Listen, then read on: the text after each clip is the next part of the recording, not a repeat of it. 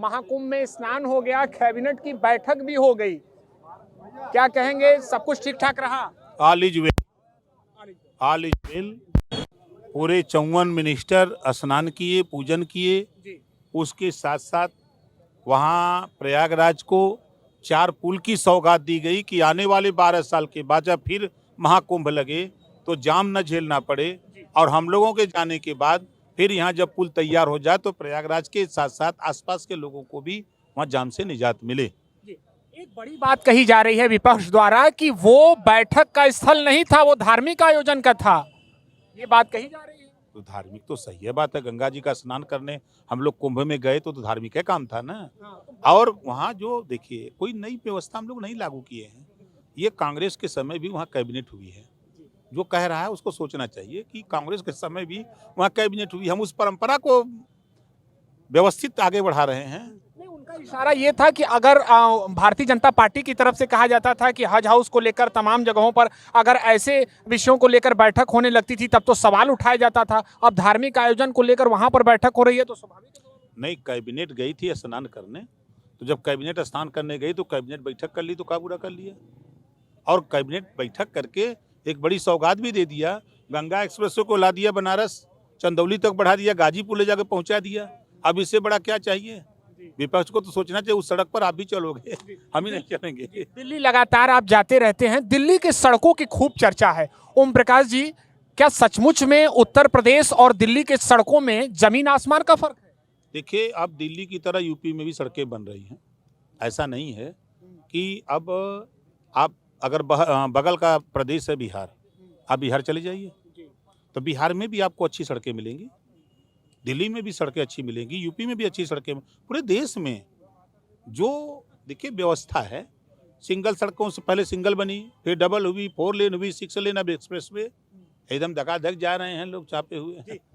क्या लगता है वहां पर झूठ कौन बोल रहा है, कौन सच बोल रहा है? क्योंकि आज मंच से चर्चा हुई है कि सब झूठ बोलने का तो सच तो ये है कि मुसलमानों को धोखा कौन दे रहा है?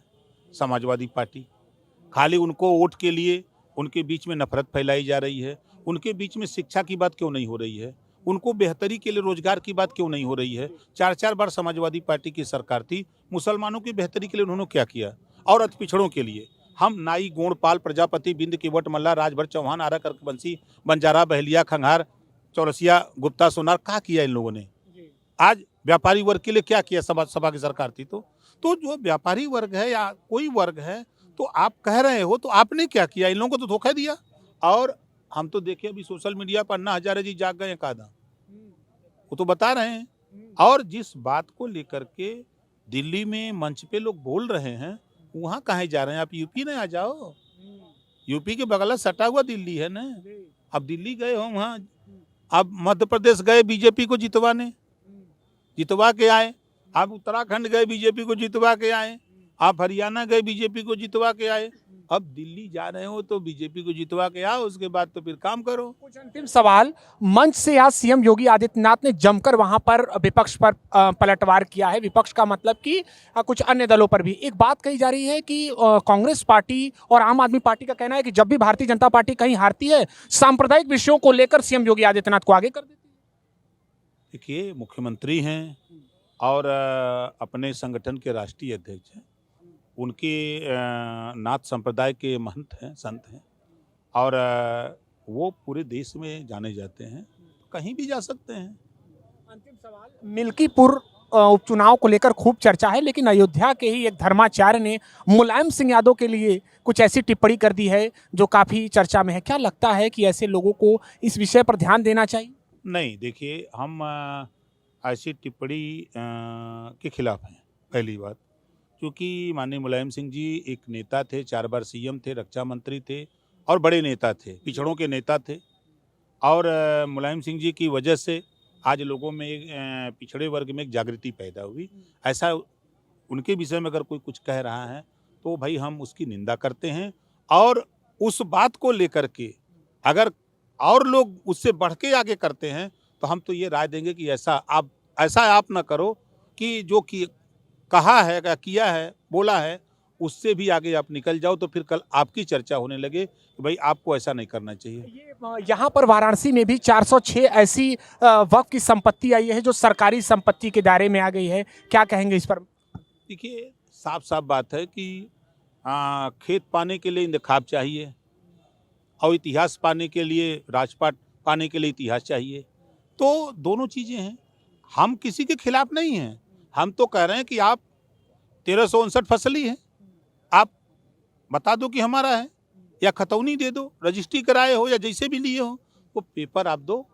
हम तो यूपीसी की मीटिंग में कहा कि भाई आप भी साक्ष्य अपना प्रस्तुत करो, ये साक्ष्य दे रहे हैं, जो साक्ष्य दोनों का मिलान कर लिया जाएगा, जो सही है वो सही है। बिहार विधानसभा चुनाव में कितनी सीटों पर लड़ेंगे? काफी प्रचार प्रसार वहां पर कर रहे हैं अपने कार्यकर्ताओं के साथ, कितनी सीटों पर बिहार में तैयारी है? 156 सीटें तैयार कर रहे हैं, 156 पर तैयारी कर रहे हैं। समझौते में होंगे तो ठीक है, नहीं है तो फिर 156 पर उतारेंगे मैदान। अकेले उतारेंगे? अकेले लड़ेंगे और गोल बना। 150 सीटों पर तय है आपकी तैयारी? हाँ, 150 सीटों पर, 156 सीटों पर तय है।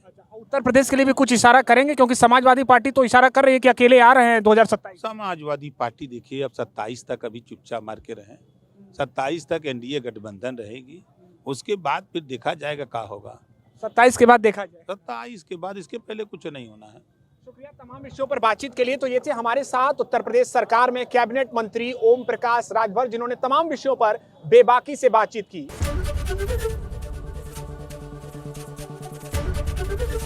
एबीपी गंगा, खबर आपकी, जुबान आपकी।